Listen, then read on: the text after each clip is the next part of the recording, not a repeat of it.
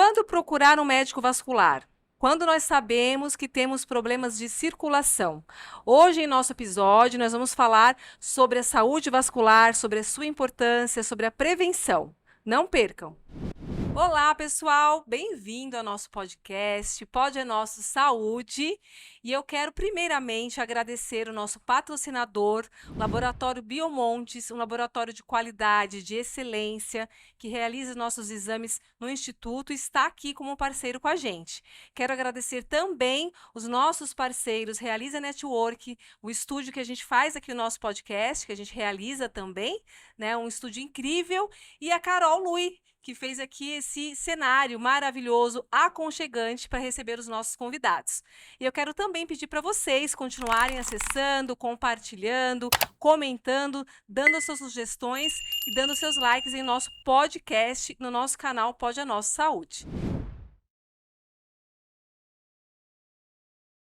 Formado há mais de 30 anos, especialista em cirurgia vascular e angiologia, formado pela Faculdade de Medicina da USP, em São Paulo, médico premiado, já foi professor de universidade, tem diversos trabalhos científicos e apresentados em congresso. Eu estou com meu colega, super honrada de estar aqui com ele nesse bate-papo, o Dr. Márcio Steinbrück. É isso? É quase isso. Quase isso.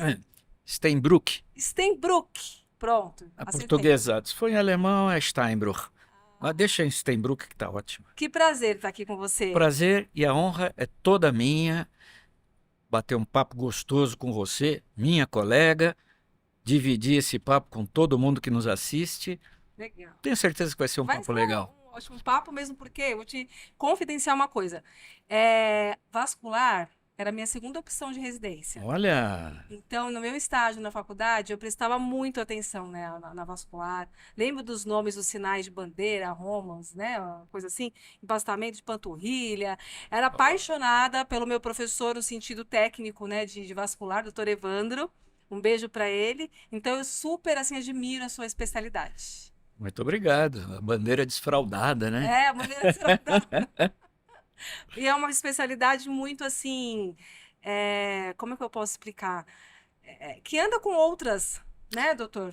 Vou chamar de doutor, pelo tempo que você já tem informado, que é mais de 30 anos, gente. São 38 anos, né, para fazer. No próximo dia 19 de dezembro, 38 anos. Mas não precisa me chamar de doutor, então, tá não. Somos colegas. Que isso. A cirurgia vascular é muito interessante, você acabou de citar, da ligação com outras áreas, porque se você parar para pensar, circulação tem no organismo todo. Tem no rim, tem no coração, tem no cérebro, tem no pulmão, no intestino. No dedinho do pé. No dedinho do pé, ou seja, a circulação está em todas. Verdade. Por isso que eu gosto, eu também quero estar em todas. É o encanamento, né, que você falou, né? É um encanamento, eu sou diferente. encanador. A gente tem muita dúvida, assim, a população mesmo, porque pós-Covid, né, em relação à parte vascular, porque a gente sabe que a Covid, ela é uma doença vascular também. Exatamente. Né? Isso é importante a gente falar. As pessoas não entendem, né? o porquê. Que é pulmonar, só porque é viral, né? Mas ela tem ali um tropismo, ela tem uma predileção por vascular, né? Essa doença. Na verdade, o que estava acontecendo é que alguns indivíduos cuja reação imunológica era exacerbada, era além da conta, eles faziam inflamações em pequenos vasos sanguíneos, né? E isso fazia com que formassem pequenos coágulos, que a gente vai falar daqui a pouquinho, dentro desses vasos. No início, era predominante no pulmão. Então entupiam os vasos do pulmão e o sangue, não conseguindo passar por dentro do pulmão, não conseguia receber o oxigênio. E a pessoa acabava se asfixiando. Mas existem muitos casos onde o indivíduo teve falência no rim, acidente vascular cerebral, o famoso derrame, infarto do miocárdio, e tudo isso provocado por conta do fenômeno de trombose. Ótimo. Causada pela Covid. Trombose é um dos maiores medos que a gente tem hoje, porque se fala muito de trombose, né? O que é a trombose e quando a gente pode suspeitar de trombose? Nós temos bastante tempo para falar? Ah, Temos, então tá aí bom. depois a gente pede para editar. Ah, mas aí vai tirar o que é bom. Não, na verdade, trombose é a situação onde ocorre uma coagulação sanguínea dentro de um vaso sanguíneo. O que é a coagulação? A coagulação, na verdade, é a defesa que nós temos contra um sangramento infinito. Quando a gente se corta, ou quando nós somos operados, ou arrancamos um dente, e que se cortam vasos sanguíneos, ocorre o sangramento. Mas se não houvesse a coagulação, que forma uma cola lá em cima e posteriormente ressecada forma a casquinha da ferida, se não houvesse isso, nós sangraríamos até morrer, que é o caso que acontece nos hemofílicos. Lógico que eles não sangram até morrer, mas tem problemas. Então vamos lá. Se isso é uma defesa do organismo, ele não pode ocorrer dentro do vaso sanguíneo. Então existem três características do sangue que não deixam ele coagular dentro de um vaso sanguíneo. O vaso sanguíneo, eu estou falando do vaso sanguíneo porque existem as veias e as artérias. As artérias levam o sangue para a periferia, um sangue rico em oxigênio, e a veia traz de volta, é o sistema de esgoto. Então vamos generalizar, né, fazer o termo genérico vaso sanguíneo. O vaso é um cano considerado um tubo perfeito. Então existem três características que não deixam o sangue coagular. Um deles é a lisura por dentro do vaso. Não pode haver atrito entre o sangue e o vaso. Caso contrário, poderá desencadear coagulação. Segundo fato é a velocidade com que o sangue circula dentro do vaso.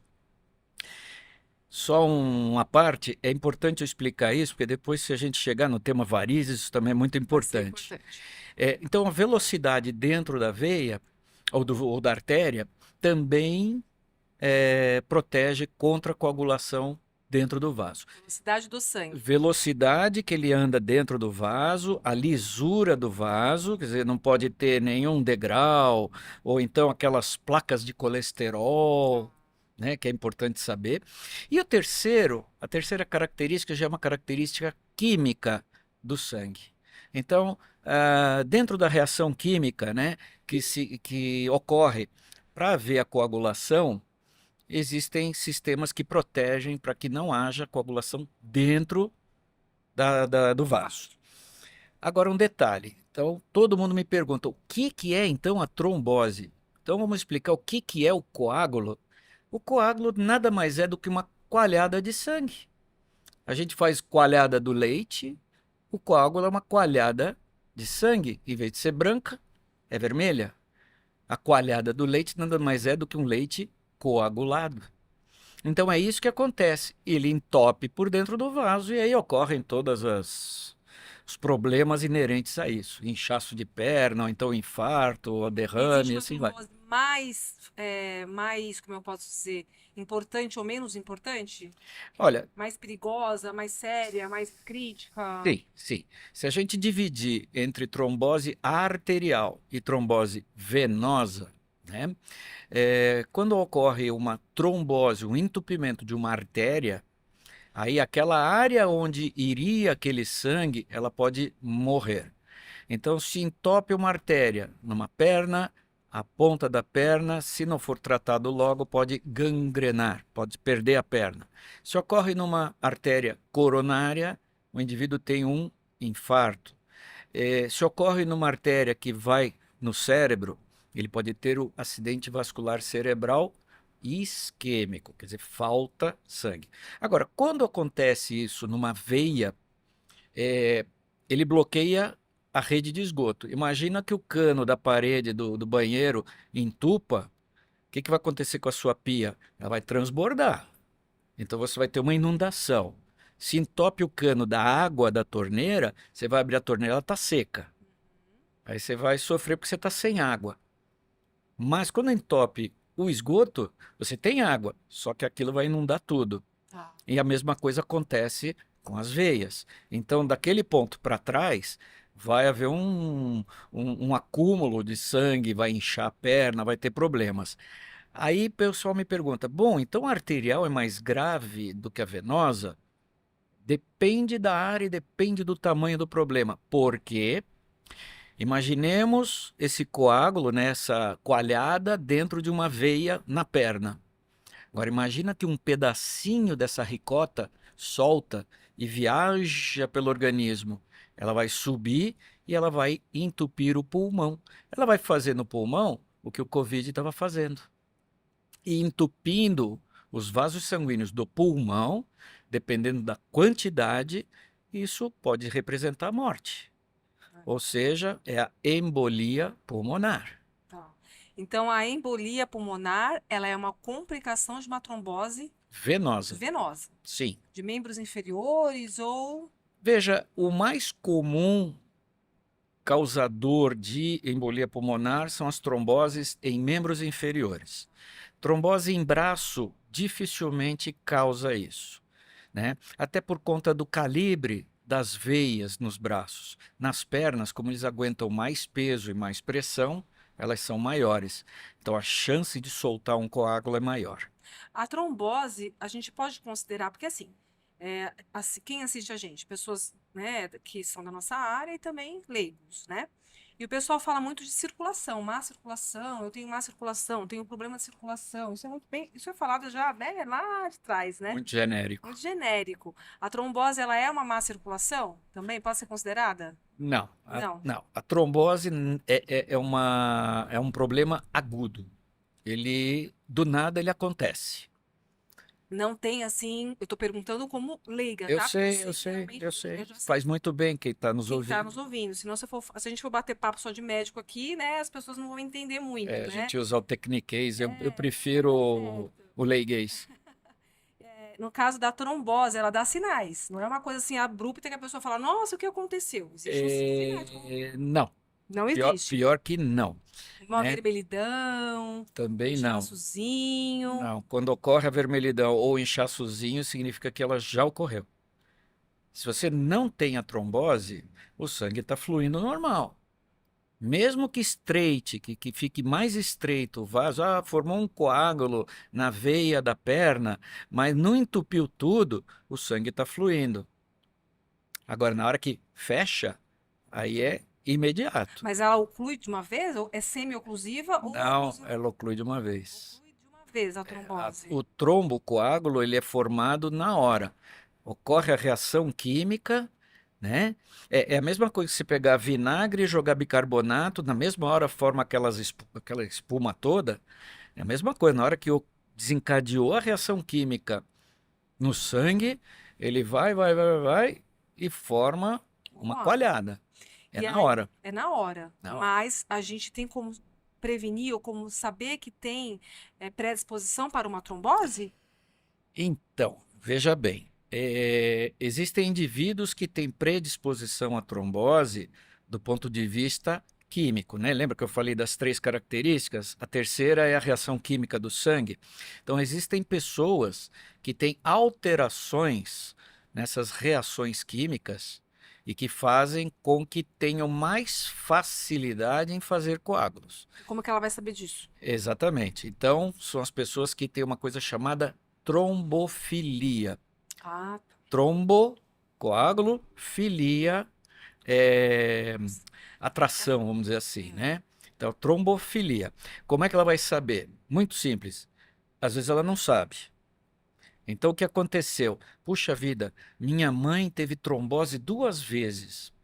Minha irmã teve trombose uma vez. Opa, será que eu tenho alguma trombofilia? Quer dizer, é lógico que a pessoa não vai saber. claro. O médico é que tem que saber.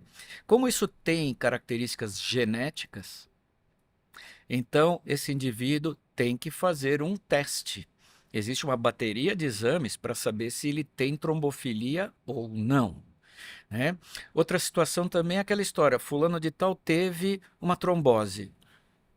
Teve causa? Ah, teve, ó, ele sofreu um acidente. Ah, ele ficou desidratado. Ah, bateu a perna. Teve uma causa. Perfeito. Abrindo um parênteses. Desidratado. Por que a desidratação leva a uma trombose? Eu vou usar o termo técnico, depois eu falo o Tá. termo leigo. Hemoconcentração. Hemo é sangue, concentração é concentração. Ou seja, no linguajar leigo, o sangue fica mais grosso, Aumenta a viscosidade aumenta a viscosidade. Isso acontece muito em voos longos. Quando a pessoa viaja de avião, né? Todo mundo me pergunta, puxa, mas é comum trombose? Ah, mas eu vou de executiva, Eu vou né? andar. Vou andar. Se alguém conseguir andar bastante no avião, me conta. É. Mas é bom, lógico. Mas mesmo quem vai em classe executiva ou outras, a desidratação que ocorre dentro do avião, e ela ocorre por causa da pressão dentro da cabine, a gente perde água. Isso também pode provocar trombose. Menos frequente, obviamente, de quem vai na classe econômica, porque aí entra posição também sentada. Mas saindo do cenário para viajar Vamos avião, voltar aqui para a é, Terra. vamos voltar aqui para a Terra. No caso da pessoa mesmo no dia a dia, uma desidratação no dia a dia também pode levar a uma trombose. Pode, Tá. pode. Dias quentes, como estamos vivendo agora esses tempos, o indivíduo, se não se hidratar, ele pode concentrar o sangue.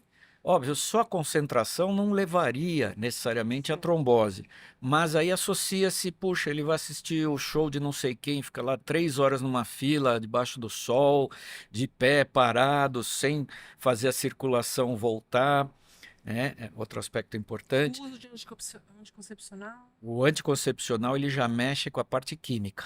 Tá. O anticoncepcional ele é um facilitador da coagulação. E se associar ao cigarro, então, vira uma bomba. Perfeito. Aí é uma bomba. Então, podem ser as possíveis causas de uma trombose quando você não pensa numa predisposição genética. Exatamente. Então, a trombofilia é isso. Aí, já que a gente está falando das possíveis causas, Sim. então, a parte química são as trombofilias. São alterações do sangue. E a parte de lisura do vaso sanguíneo por dentro, a gente pode explicar o quê? No caso principalmente de varizes, como o sangue retorna pelas veias, né, no sentido do coração, o sangue venoso das pernas tem que subir contra a gravidade. Quem bombeia esse sangue para cima é justamente a barriga da perna, conforme a gente anda, conforme a gente caminha, a contração dessa musculatura espreme as veias da perna que estão dentro, passam por dentro do músculo, empurrando o sangue para cima. O que não deixa esse sangue descer são válvulas que se fecham e o sangue não volta. Até aqui está entendido o que é o normal. Agora, vamos imaginar que esse indivíduo tem uma predisposição genética e haja uma dilatação de veias, formando as varizes. No momento em que ocorre uma dilatação dessas veias, arrebento elástico, aquelas válvulas se afastam e o sangue começa a vir na contramão. O sangue vem na contramão, encontra o outro que quer subir, aquilo fica parado. Na hora que para, a velocidade cai. E se essa velocidade cair abaixo de um limite mínimo, você pode ter a trombose, que é uma complicação de varizes. E quanto à lisura do vaso, as varizes formam, às vezes, pequenos caroços nas veias, né? E esse caroço também acaba com a lisura do vaso, formando atrito. Também pode causar a trombose. Só uma parte, desculpa que eu falo muito, tá? Não, tá ótimo, tá É, explicativo. as varizes, é, é, as varizes, todo mundo imagina que seja aquela perna cheia de carocinhos e Aquela tudo veia pra mais. fora, né? Errado. Não, mas eu não tenho dor na perna, então é um problema estético. Errado. Varizes não doem. Quando elas começam a doer é porque a situação está avançada. Ó, E importante. segunda coisa, muitas vezes o indivíduo tem peso, inchaço nas pernas, e olha, mas eu não tenho varizes, não. Quando faz exames ou quando é examinado com aparelhos modernos, aí se enxergam as varizes que estão abaixo da pele e os olhos não enxergam. E aí que pode levar a uma trombose. Então, exatamente. Então, o fato de olhar uma perna e não ter nada não significa que não tem varizes. E o fato de ter varizes e não doer também não significa que é estético. Tá. Você assustou bastante a gente, agora vai para Não, uma pelo amor de pergunta bem, Deus. bem pontual. É tudo fácil de Não, porque tratar. é tudo fácil de tratar, mas tem que ser descoberto, né? Sim. E aí, quando que a gente procura um vascular? Quando você acha que é indicação para procurar um médico vascular? Bom, então vamos lá. É, No momento em que haja uma suspeita de algum problema vascular, está na hora de buscar. Mas, quando é que eu vou procurar um preventivamente? Ok, perfeito. Né? Bom, olha, minha mãe tem varizes. Eu olho para minha perna, tem alguns vasinhos. Vasinhos, aqueles micro vasinhos, Isso, aquelas aqueles coisinhas que vasinhos a mulher fininhos. gosta, que mulher Isso, que todo mundo pensa que é só estético também, e ele, na verdade, é o aviso de alguma coisa. tá. Tem vasinhos. Ixi, minha mãe tem varizes. Vai preventivamente ao médico. Ok. Ah, a mulher vai começar a tomar anticoncepcional? Faz uma visita ao vascular, né? É, começou a ter inchaço na perna do nada? Vai no vascular. E assim vai. Tá. Tem dor na perna? Pode não ser problema vascular, mas começa pelo vascular. Então, o organismo, ele sempre dá sinais, né? Aí sim, Nem nesse que for caso ele dá pequeno, sinais. ele dá sinais. Então, é importante prevenir para não virar uma coisa maior. Sim, porque você me perguntou da trombose. É. Ah, mas ela não vai dando algum sinal? Eu vou dizer uma coisa para quem está nos vendo: não existe ameaço de trombose. Doutor, eu tive um ameaço de trombose, isso não tem nem ideia. Não É existe que nem ameaça de infarto, né? ameaça de infarto, não existe isso. O problema é que muitos casos de trombose são silenciosos. Não dão sintoma, às vezes não incha a perna e de repente solta aquele pedacinho de coágulo e vai para o Vai pro pulmão. pulmão. E a pessoa só descobre que teve uma trombose porque teve uma embolia pulmonar. Então tem que tomar muito cuidado. Uma curiosidade minha, quanto tempo leva para o trombo sair da perna para ir para o pulmão? É rápido? Coisa de segundos? Depende. Isso depende do tamanho da trombose e depende da fase da trombose. Geralmente, quando ocorre isso, é no início do episódio, sabe? De repente, minha perna inchou, começou a doer demais a panturrilha, ela ficou empastada, né, endurecida, já não tem mais o sinal da bandeira desfraldada, né, ela molinha, e passado algumas horas eu comecei a ter falta de ar. Ah, tá. Entende? Aquilo pode se soltar na hora que se forma. Então é muito variável o Muito tempo que variável. leva. Tá. Enquanto o coágulo ainda tiver molinho lá, igual uma ricota, ele pode soltar. Mas depois ele vai virando um queijo meia cura, né? Aí vai ficando mais seguro. Aproveitando até o assunto, né? Nós tivemos recentemente uma atriz, uma bailarina, que acabou falecendo por um procedimento de lipoaspiração, né? Um procedimento estético e também invasivo, mas comentaram que ela tinha ali como diagnóstico lipedema, né? Em membros inferiores. E ela foi fazer a lipo ali na região do joelho, mais ou menos, Sim. né? No caso do lipedema, está muito falado, o pessoal está falando muito e são vários fatores. Então, vamos fazer meio que uma salada nesse assunto aí, né? E não sabe quem trata, se é o endócrino, se é o vascular, tá todo mundo querendo tratar um pouco de tudo. O lipedema é uma inflamação das células de gordura que Exatamente. causa um edema. Causam, vamos Então, dizer assim, causa um inchaço inchaço. das camadas de gordura, formando um depósito anômalo que pode ou não doer. Ok. E às vezes acaba sendo algo estético, quando não tem dor, ele não vai trazer danos à saúde.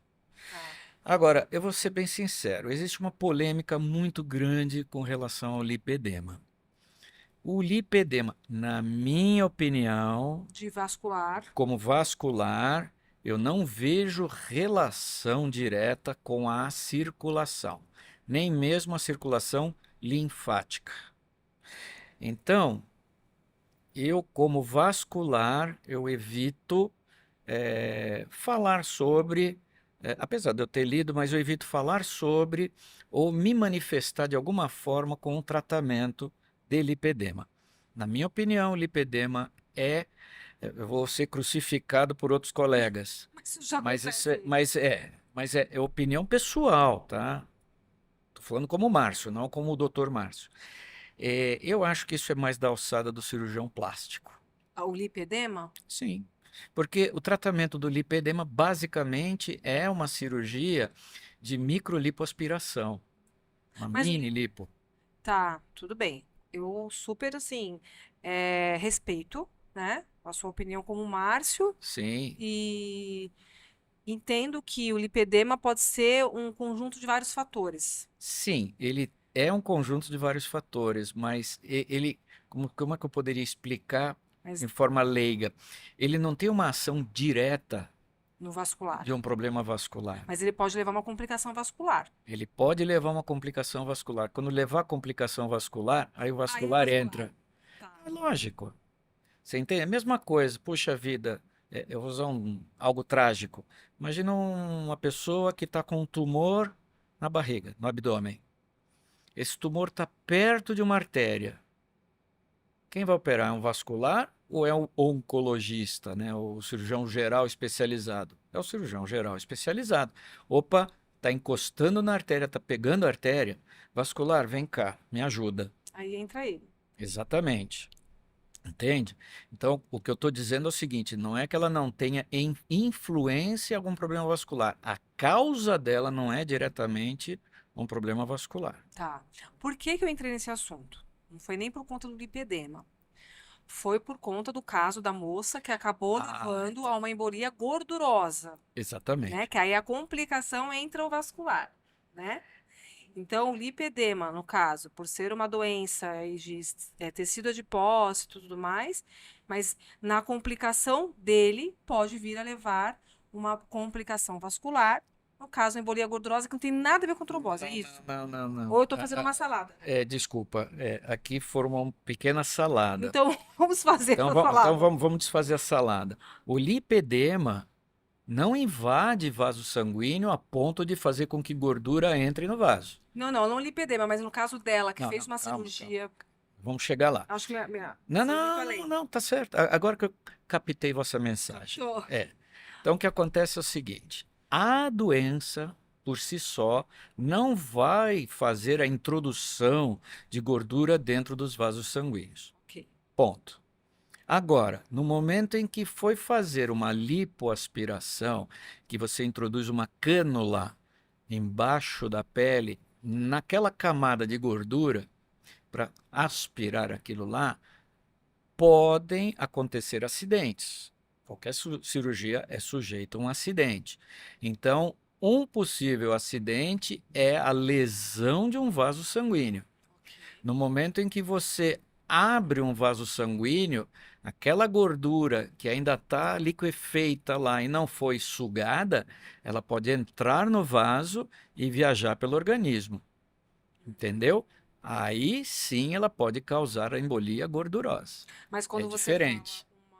no caso de uma ruptura de um vaso, seria um vaso, não um vaso Não, pequeno, um não, microvaso, não, seria um não, não. vaso Região importante. de joelhos, atrás do joelho, por exemplo, Clítio ali. exatamente, nós temos uma, eu tô usar o termo leigo, nós temos um precipício lá dentro, nós temos uma coisa chamada fossa, por onde passam veias e artérias, entre elas a veia poplítea. E a veia poplítea é uma das veias principais da perna que traz o sangue lá de baixo para cima. E ela é grande. Uma lesão nela, a gordura vai entrar doidado lá. A embolia gordurosa ocorre muito em fraturas. É, eu ia comentar isso também. Os ortopedistas têm um receio, né? Isso é um perigo. Porque ninguém sabe quando vai acontecer, né?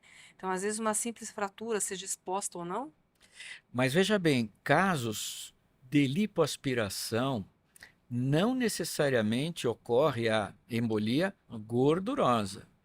Pode ocorrer lesão de um vaso sanguíneo pela cânula, assim como pode acontecer a trombose venosa por conta do tempo de cirurgia, da imobilidade, entende? E uma série, até mesmo uma desidratação dentro de uma cirurgia longa, por isso que tem que ter todo um controle de anestesia.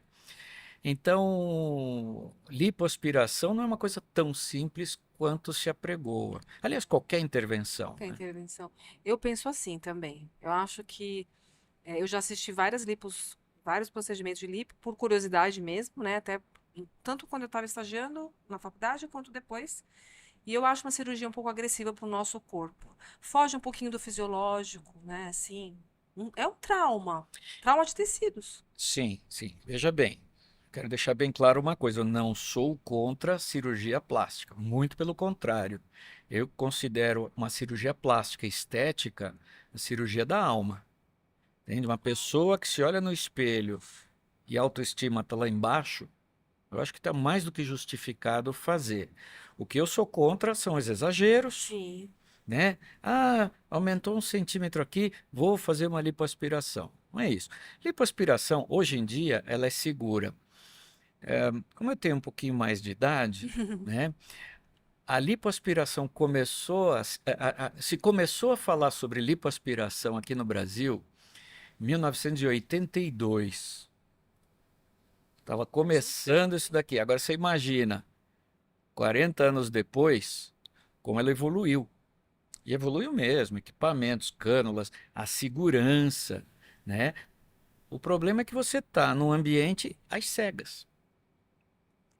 Verdade, pensando assim. Mas quem é treinado Ok. consegue fazer Vamos muito voltar bem. então para o vascular. Vamos Vamos voltar, voltar vamos aqui. voltar. No caso da circulação, como eu comentei, então existe esse termo leigo de má circulação.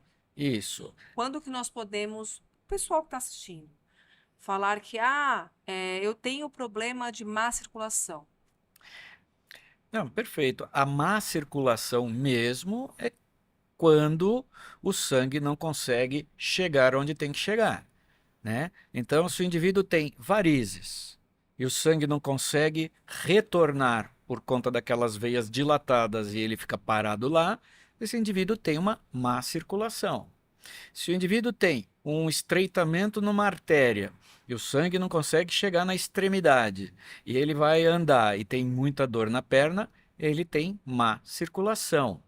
Agora, o que não é má circulação é o indivíduo que chega e fala: ai, doutor, eu estou com um formigamento no braço, eu acho que estou com Importante. má circulação.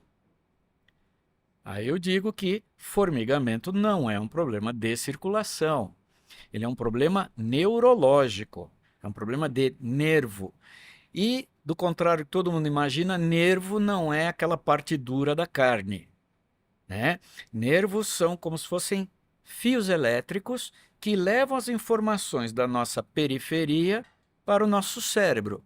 Assim como num computador, né, nos mais antigos, você tem a CPU e os cabos que ligam os periféricos, teclado, câmera, impressora e assim vai. Os nervos são assim, e nós temos sensores ao longo do nosso corpo e mandam informações para o cérebro. Se estiver acontecendo algum problema com esse fio, com esse nervo, o cérebro vai ter a sensação de que lá está perdendo os sinais e você sente o formigamento. Quem tem formigamento, em vez de pensar em má circulação, o primeiro profissional a procurar é um neurologista. Nossa, gente, essa informação é ouro, né? Porque quem nunca sentiu um formigamento, né? Passar ali, nossa, acho que tá formigando minha mão, ou meu braço, ou minha perna, mesmo porque tanta gente fala sobre acidente vascular cerebral, né? E fala dos sintomas, que é uma parestesia, que é né, um formigamento, uma paresia, que adormece. Então, é importante a gente saber, desculpa, importante a gente saber a diferença, né? Sem dúvida. Isso é muito fundamental. Uma pergunta assim, se é mito ou se é verdade. O uso de meia elástica, ela previne doenças vasculares? É verdade, mas tem algumas coisas que são mitos, tá? Então vamos Então lá. fala pra A gente. meia elástica, de fato, previne problemas vasculares venosos, tá? Então, lembrando, nós temos a artéria que leva o sangue, veia que traz o sangue, tá? Nós temos o cano que vem da caixa d'água, que você abre a torneira, sai água limpa. E você tem o cano de esgoto, o caninho que sai da pia, entra na parede e vai para um cano maior. Então vamos lá. A meia elástica, do contrário que todo mundo imagina, não é uma coisa tão ruim assim, até porque hoje já tem coisas modernas. Ela age formando uma cinta de contenção na barriga da perna. Então, meia elástica para funcionar é o suficiente que seja até o joelho. Ah, mas não tem que ser meia calça, meia até a coxa? Não precisa. Mas eu quero usar uma saia, alguma. Aí tudo bem. Ah, eu sinto mais confortável com a meia calça. Tudo bem. Mas vamos lá. A meia elástica, ela comprime a panturrilha, que, como eu disse, é o local do bombeamento sanguíneo, e com isso ela ajuda o sangue a subir, né? Ela coopera, ela contribui para bombear o sangue para cima. Então, indivíduos que tenham que ficar muito tempo em pé no seu trabalho, ou sedentários, ou até mesmo os que ficam muito tempo sentados, né? Durante a pandemia, por exemplo, muita gente fez home office, e em vez de ficar às 8 horas, né, do trabalho, ficavam 14, 15 horas, né, porque esquece de almoçar, de ir no banheiro. Então, tudo isso daqui faz com que o sangue não seja bombeado. Então, a meia elástica, de fato, ela previne complicações, né? Ela ativa a velocidade, então previne trombose, previne a formação de varizes. Agora, veja bem, previne, ela não evita. E nem trata. E, né, não, tratar também não trata. Ela contribui para melhorar sintomas de quem tem sintomas de varizes, né, inchaço e dor, e ela previne trombose, por exemplo, né? E indivíduos que tenham varizes e usem a meia elástica, vai haver o progresso da doença, sim, mas mais lento. Então ele protela o desenvolvimento disso daqui ou protela o aparecimento das varizes. E quando aparecem, são mais brandas. Ah, perfeito. Não evita. Respondido, gente. Não evita, pode prevenir e é um coadjuvante do tratamento. É um coadjuvante, ele é um paliativo, ele não Paliativo. resolve, assim como remédios, né?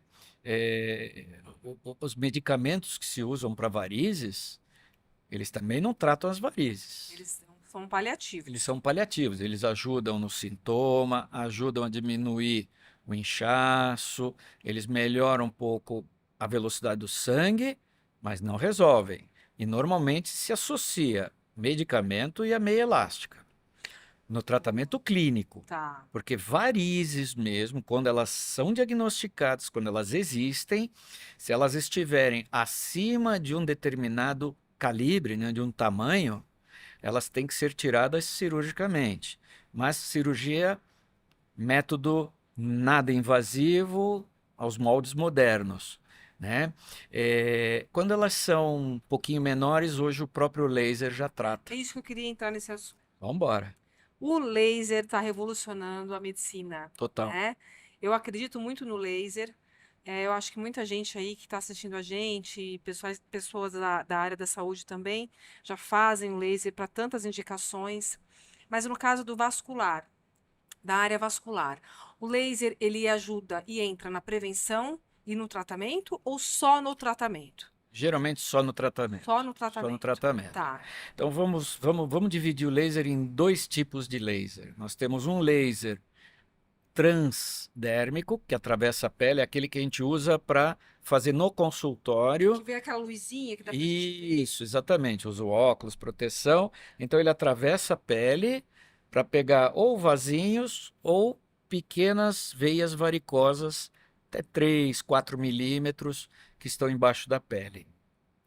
E nós temos o laser endovascular, a gente usa por dentro das veias, geralmente usados em cirurgia. Que é Então, feito em centro cirúrgico. é centro cirúrgico. Não faz em Não, consultório. isso não se faz em consultório. Então vamos voltar um pouquinho no tempo e falar um pouquinho sobre as cirurgias de varizes. As varizes, antigamente, elas eram tiradas, né, a esmo. Então, o médico ia lá, desenhava onde estão as varizes, o paciente deitava lá na cirurgia, era anestesiado, e elas eram tiradas, né, Puxa. pequenos cortes, retiradas, mesmo que com agulha de crochê. Ai, mas ele está com um problema na safena está doente. Então ela tem que ser tirada. Então, um detalhe: safena não faz falta, e se ela é doente, ela também não serve para pôr no coração, para fazer ponte de safena, como se fazia antigamente. Faz ainda? Hoje em dia é mais angioplastia. Então, voltando, então antigamente se tiravam essas varizes. E o que acontecia é que Ao retirar a veia safena, se machucava muito o trajeto. Então, o indivíduo, para se recuperar de uma cirurgia, levava 20 dias ou mais, né? E sofria um pouquinho. Então, o pessoal tinha medo de operar varizes, tá? Isso é no tempo, vou te falar que é no tempo das minhas avós, talvez no tempo dos seus bisavós, né? Muito bem. Aí depois, com o passar do tempo, se desenvolveram técnicas menos invasivas, mais delicadas, mas para fazer a mesma coisa. Aí então já se reduziu o tempo de recuperação e reduziu bastante o sofrimento. Mas eu diria que aí caiu para 15, 20 dias, porque antigamente chegava a 30, 40. Caiu para 15, 20 dias. Aí, passado o tempo, aí com desenvolvimento de equipamentos modernos, então, novos equipamentos de Doppler, né, que é o ultrassom, novos equipamentos de diagnóstico usado no consultório. Um deles é um equipamento chamado Vein Viewer, né, visor de veias. Ele usa uma tecnologia chamada realidade aumentada, então é um aparelho computadorizado que a gente consegue enxergar pela pele varizes que estão abaixo da pele que os olhos não enxergam. Que top. Isso é importante para o diagnóstico e depois para o tratamento, porque aí eu consigo, usando esse aparelho, achar veias que eu vou fazer com laser. Então, esse método diagnóstico fez com que a gente faça hoje uma cirurgia mais precisa, que a gente consiga pegar vasos que antes não eram vistos. O uso do próprio ultrassom dentro da cirurgia também faz com que a gente seja mais preciso. E a cirurgia hoje ela é minimamente invasiva. Como assim? Ela é feita sem nenhum corte. Isso é demais. Então a gente faz punções com uma agulha de injeção, um pouquinho mais calibrosinha, mas é uma agulha de injeção, uma agulhinha de crochê finíssima, 0,6 ou 0,75 milímetro, menos de 1 milímetro. Se pesca essas veinhas, lógico que é trabalhoso.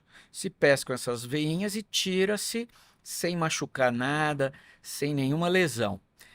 Ah, mas doutor, eu tenho problema na safena. E aí? Muito bem. Então faz-se uma punção sem corte, entra-se com um catéter, né, que nem angioplastia, entra-se com essa fibra ótica dentro da veia, com ultrassom se procura aonde ela está doente, posiciona a fibra e ela é fechada por dentro, como se eu estivesse fazendo uma cola quente por Nem dentro. precisa tirar. Não, não se tira. Esse indivíduo faz uma cirurgia que antigamente ficava 1, 2 dias internado, faz de manhã à noite está em casa. Depois de 4 dias, mais ou menos, isso no caso da safena, 4, 5 dias, ele já veste a meia elástica e vai trabalhar. Lógico, não vai jogar bola, tá? Mas ele vai poder fazer atividades. Aquelas pernas pra cima engessadas, Não, né? enfaixamento 24 horas só. Tá. Entende? Então a gente consegue hoje tratar os pedaços que estão doentes da veia safena. Então a recuperação é muito rápida e ela é praticamente indolor. Que Então bacana. hoje não se justifica mais o indivíduo ter medo de tratar. Qual é a contraindicação do tratamento a laser para, no caso, uma doença vascular? Bom, o tratamento laser, no caso das varizes, ele vai ser contraindicado quando geralmente ele é usado mais nas safenas. Quando a safena está muito dilatada, a ponto do próprio calor do laser não conseguir fechar aquela veia, ou seja, você vai causar um dano maior do que tratar. Então, nesse caso, infelizmente, ela tem que ser tirada. Ou quando ela está muito próximo da pele. Se ela é Que é a grande, varicosa, no caso, não. não, a safena. Ah, Se ela safena, for não grande, mas estiver muito próximo da pele, aqueles indivíduos muito magros, aí existem riscos de você lesar a pele. Mas fora isso, não. bem seguro. É muito seguro, demais seguro. Agora, tem um porém. Todos os tratamentos a laser, isso eu acho importante os espectadores saberem. Será que eu posso chamar de espectador, né? Mas os nossos Pode. visualizadores. É importante saber o quê? O laser, o médico que vai utilizar o laser tem que ser muito bem treinado. o aprendizado do uso do laser, seja aquele laser de consultório ou laser de cirurgia, ele demanda o que a gente chama de curva de aprendizado longa. O indivíduo não faz um curso de fim de semana, vou fazer um curso de submersão. É o que existe aí no É, mercado olha, agora. vem, faz um curso de 4 dias com mão na massa. Não sai fazendo laser. É o N, é o número de pacientes Então, e não é só isso. O laser, para que todo mundo entenda, não é uma receita de bolo que o médico vai ligar o aparelho e ele já vai fazer tudo sozinho. O laser, ele tem que ser configurado para cada tipo de tratamento. Se é o cirúrgico, tamanho da veia, comprimento da veia, profundidade da veia. Então você tem que regular os parâmetros. Quando você vai fazer laser no consultório, eu dependo da cor da pele, da profundidade do vaso, do calibre do vaso, da cor do vaso. E existem parâmetros, é a energia que eu vou usar, né? Quanto de energia, o tempo que essa energia vai ficar exposta, a frequência de tiros, o tamanho da área que eu vou fazer. Então as pessoas imaginam que é uma receitinha de bolo. tá na moda, né? Ah, não, se o vaso é vermelhinho, eu vou usar tanto, tanto, tanto e tanto. Não é bem assim. E para o médico aprender, para ele criar o instinto de fazer isso, criar o olhar clínico, como dizem, isso demora.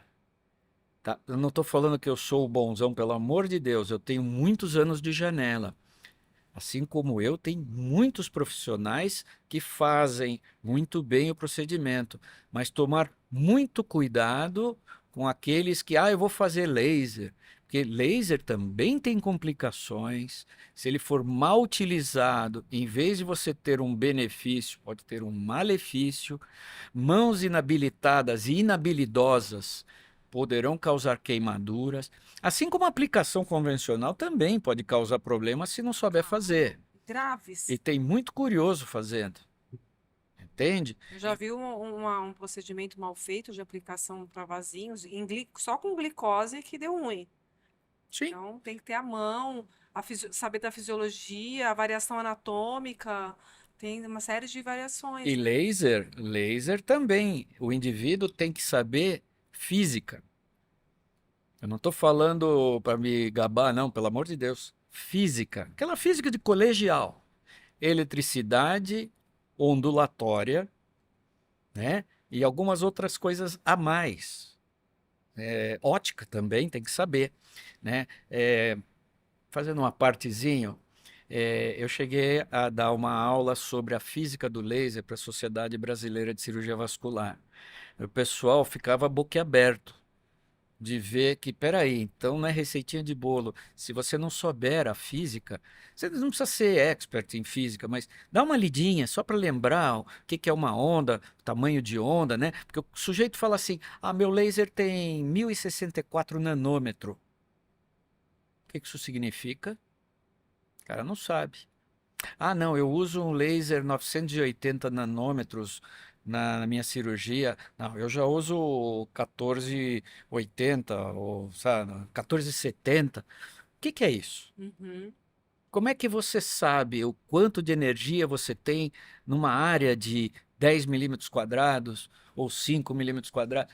Tudo isso daqui, o indivíduo tem que aprender a calcular, fazer cálculo mesmo. No início, vai usar calculadora. É complexo, né? Depois ele vai pegar isso como instinto. E desculpa falar, pelo Não, amor mas de isso é Deus, não. importante porque a gente vê, né, nós que somos da área da saúde, e eu estou no digital também, eu vejo por aí muitas ofertas de cursos de finais de semana, para não especialistas, né, que é muito importante também. Veja, existem cursos bons, Existem, eu sei que existem com mas, pessoas quer boas, dizer, sérios. mas sair por aí já fazendo e aplicando é outra Então, coisa, né? existem cursos sérios, mas não significa que o indivíduo vai fazer aquilo e já vai sair fazendo. Claro.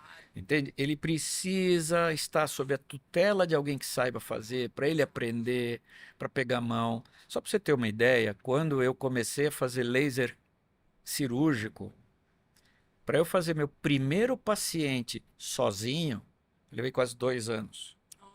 2 anos. Porque não existe caso igual ao outro. Para cada variação, você tem uma variação no equipamento.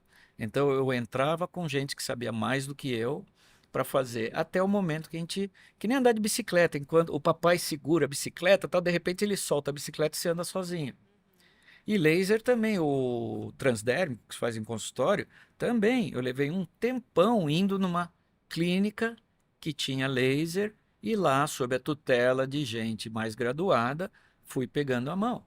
Mas é bom falar que o laser está aí para ser usado de uma forma segura, com bons profissionais e que realmente atua no tratamento, né? Eu acho que isso é importante Laser, falar que o laser veio para ficar, né? sim. Só lembrando aos espectadores que laser é uma sigla, tá? Laser não é tudo igual. Laser, se não me, em inglês, Light Amplificated Stimulated Emission Radiation, quer dizer, é o raio de luz estimulado e amplificado. Você pega uma lâmpada que sai raio de luz para tudo quanto é canto e concentra tudo para sair num único feixe. Você concentra toda a energia daquela fonte luminosa num raio. Agora, você pode ter lâmpada vermelha, você pode ter lâmpada azul, lâmpada branca, fluorescente. Então, a fonte de luz é que vai determinar o tipo de laser. Bacana você falar isso. Entende? Então você tem laser medicinal, o laser que se usa no olho não é igual ao que se usa em vaso, que não é igual ao que se usa na dermatologia, que não é igual ao que o dentista usa, São vários tipos diferentes para indicações que não diferentes, é né? igual àquele que se usa na indústria ou para gravação em laser, mas é tudo laser. Tudo bem. Bacana. Uma perguntinha que eu tenho, se é mito ou se é verdade. Vambora. É, a panturrilha é o nosso segundo coração? Verdade? É verdade? Opa, lógico. Por quê? Opa, muito bem lembrado.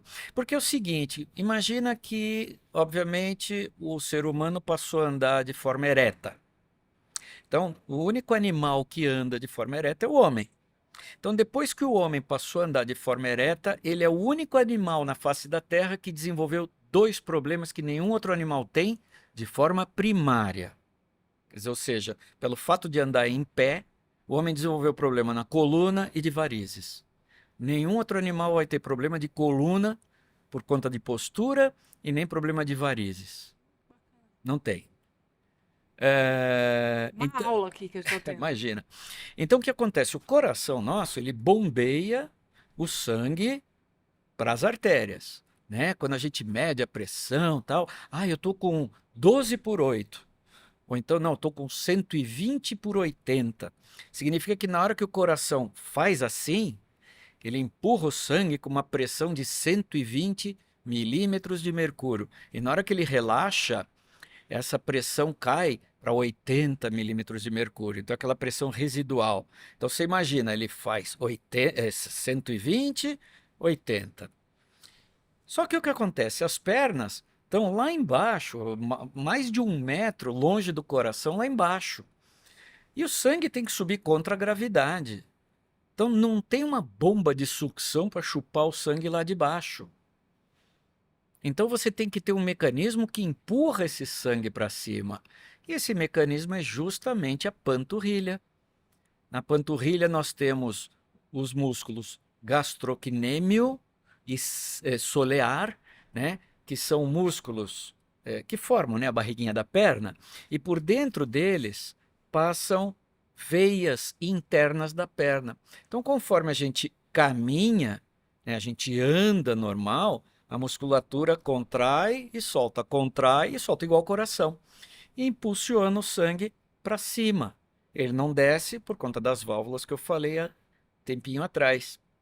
E com isso ele vai bombeando o sangue. Com isso já dá para entender por que ficar muito tempo em pé incha a perna, dói a perna. Sentado. Ou sentado, porque a gravidade empurra igual. Por que eu ficar 12, 14 horas num avião, minha perna vai chegar inchada do outro lado, mesmo que eu não tenha nenhum problema circulatório. Então é bom sempre fazer assim, ó, com as pernas. Isso, esse movimento. Sentado, pode ir fazendo quando lembra. Isso é. Né? Quem lembra da máquina de costura da vovó ou da bisavó, que era de pedal, É aquele movimento que precisa ser feito. Ah, bacana, bacana. E uma última pergunta que eu tô adorando esse papo, Mas mas já a é gente tem ótimo. tempo. A gente tem tempo, infelizmente, Ah, a gente tem.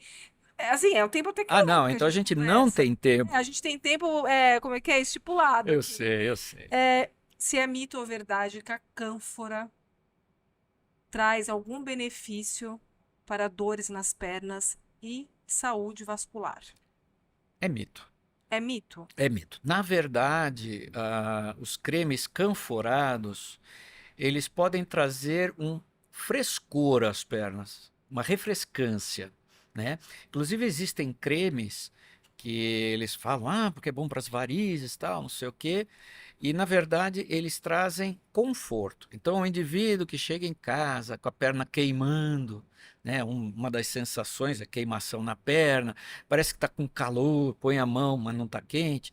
Então ele passa esses cremes com cânfora ou outras substâncias. Então ele traz uma refrescância, mas não melhora a dor nem nada. O que vai aliviar a dor é que levantou a perna E aí e aí melhora. dá essa impressão. Exatamente. Ótimo.